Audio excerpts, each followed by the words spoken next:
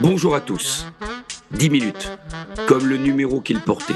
C'est la durée de ces podcasts qui vont compter les anecdotes des matchs les plus incroyables de sa formidable carrière. Alain Giresse, c'est 3 maillots, 587 matchs, 164 buts. Champion de France, vainqueur de la Coupe de France, champion d'Europe avec les Bleus et entre autres, vice-ballon d'or France Football. Mais c'est aussi et surtout des centaines d'anecdotes incroyables. Gigi, aujourd'hui, nous allons parler du fameux 7 mai 1982 à Nantes. Que s'est-il passé ? Oui, fameux et spécial match. Eh bien, tout simplement, j'ai joué gardien de but, non pas gardien de but remplaçant qui vient à la place d'un gardien, non. Titulaire gardien de but dans ce match de première division. Tout ça parce que dans le gardien de but, Dragan Pantelic, avait été suspendu 1 an de toute compétition et que le président n'acceptait pas cette punition. Donc, il a dit, il est venu nous voir dans les vestiaires la veille du match pour nous dire que demain, voilà dans quelles conditions nous jouerions. Et il m'a dit, Gigi, tu seras gardien de but. J'ai un peu sursauté. Il m'a dit, non, mais tu auras le maillot de gardien, mais tu seras au cœur du jeu, comme à ta place. Et puis, voilà, vous organisez comme ça. Mais voilà dans quelles conditions vous allez disputer cette rencontre. Ça veut dire qu'il n'a pas laissé le choix à Aimé Jacquet ? Le choix, il nous a donné 5 secondes pour choisir. Autrement dit, le choix était vite fait. Bon, on savait très bien que, compte tenu de c'était le dernier match à saison, il n'y avait aucune incidence sur le résultat, ni pour Nantes, ni pour nous. Donc, puis on allait s'organiser en fonction. Derrière, il y avait la Coupe du Monde en perspective.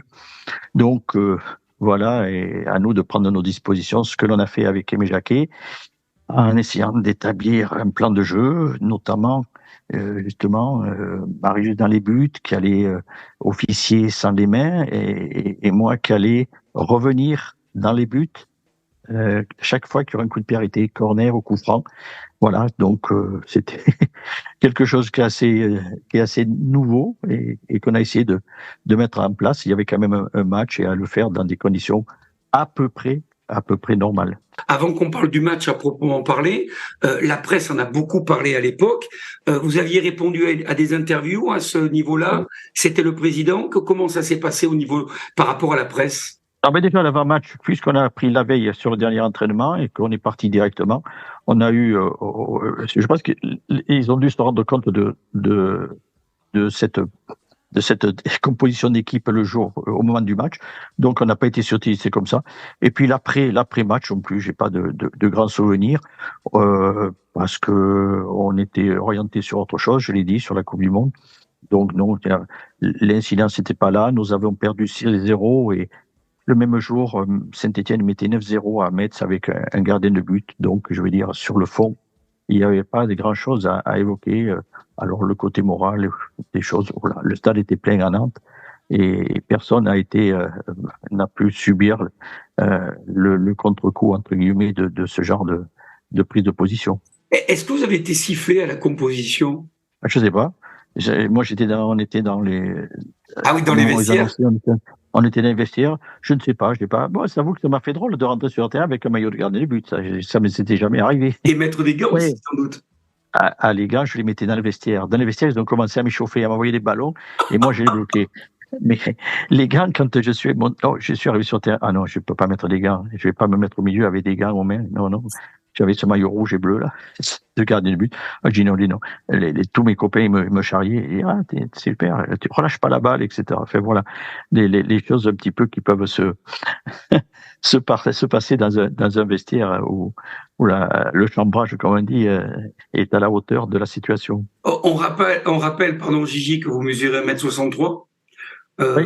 que les cages de foot font 2m44 sur 7,32 de mémoire. Ça a dû vous faire drôle, non, quand même, même si effectivement il y avait Marius Trésor sur les corners. Ah, sur les corners, oui. Et je me souviens d'ailleurs un corner. Nous le repoussons, et Thierry Tussaud, qui était à ce moment-là à Nantes, reprend de voler et il marque. Et moi, j'étais là. Donc, déjà, il y avait du monde devant moi.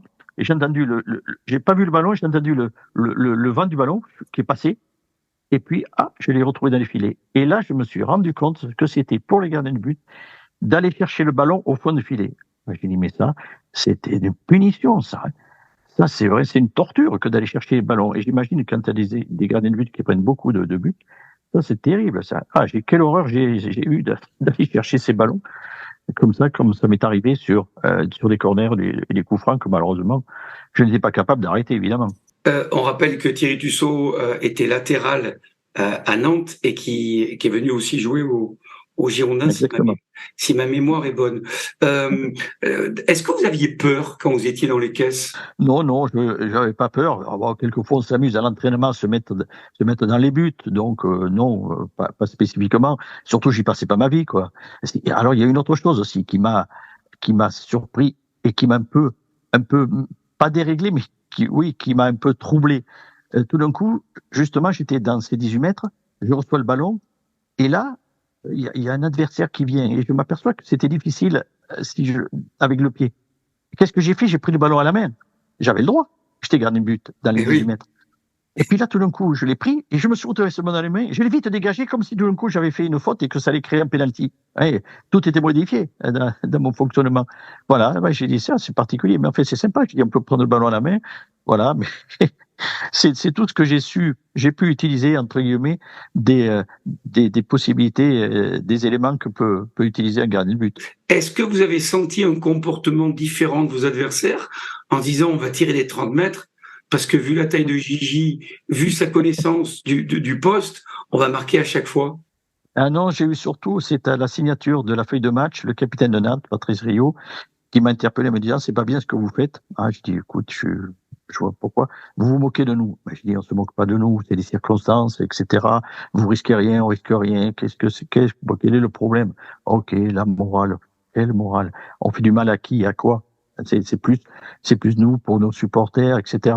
Tout ce que l'on veut, mais le classement n'allait pas être modifié, voilà. Donc, leur attitude, je n'ai pas trouvé très, j'ai dit, mais c'est pas très malin. Ok. Nous, c'est pas très malin ce que l'on fait, mais vous, votre réaction n'est pas très maline aussi. Voilà comment c'est tout. Après, non, nous, après, je sais pas s'ils avaient mis une tactique. La seule chose qu'il y avait, c'est que les spectateurs ont été un petit peu, on n'a pas compris parce que quand ils voient l'image du Trésor, ils avaient l'impression qu'il n'y avait pas de hors-jeu. Sauf que hors-jeu, pour pas qu'il y ait hors-jeu, il faut qu'il y ait évidemment un défenseur, mais un gardien de but, c'est-à-dire qu'il faut Deux qu'il y ait deux joueurs, oui. joueurs. Et comme il y avait que Marius, il y avait hors-jeu. Et il ne comprenait pas, non, c'est pas hors-jeu, il y a Marius Trésor qui est dans les buts. Mais si. Alors, vous voyez, ça mélangeait un petit peu tous les règlements, tout ça, tout était bousculé là, dans ce match-là, avec cette situation. Il y a eu ce match-là. On dit souvent que les entraîneurs font des coachings en deuxième mi-temps pour des changements, et vous êtes bien placé pour le savoir en ayant été sélectionneur, et vous l'êtes encore.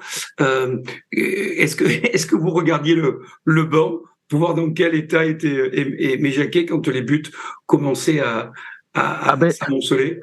Oui, quand ça a commencé à marquer comme ça, Aimé s'accroupissait, il diminuait quoi dans le banc, parce qu'il se disait à ce rythme-là, on va en prendre combien?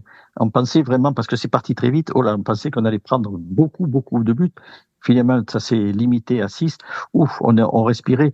Mais bon, moi, au bout une heure de jeu, j'en avais un petit peu marre. J'ai dit à Aimé, j'ai un petit problème au mollet.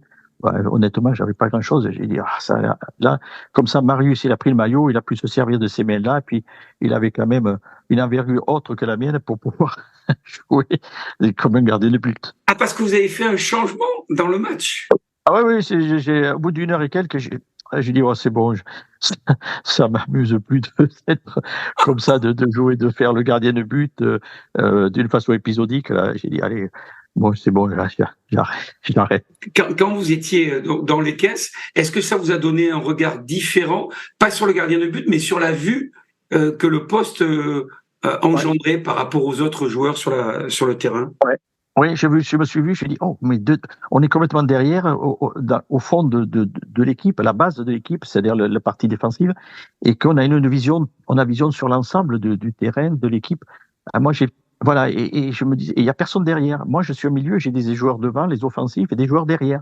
Et donc, j'ai toujours été dans ce secteur de jeu avec toujours l'information qu'on doit avoir de où on se situe les partenaires. Là, non, il y a qu'une vision, c'est une vision vers l'avant, pas vers l'arrière, quoi. Donc, c'était particulier, oui, différent. C'était le 7 mai 1982 pour ce Nantes-Bordeaux mémorable avec Gigi dans les caisses. Merci Alain, je vous propose qu'on se retrouve très vite pour un nouveau podcast où on évoquera, si vous voulez bien, toujours dans cette année 82, mais là, un souvenir que le monde du football connaît, à savoir la Coupe du Monde en Espagne. Ça sera un souvenir plus que savoureux, donc à très vite pour ce grand rendez-vous.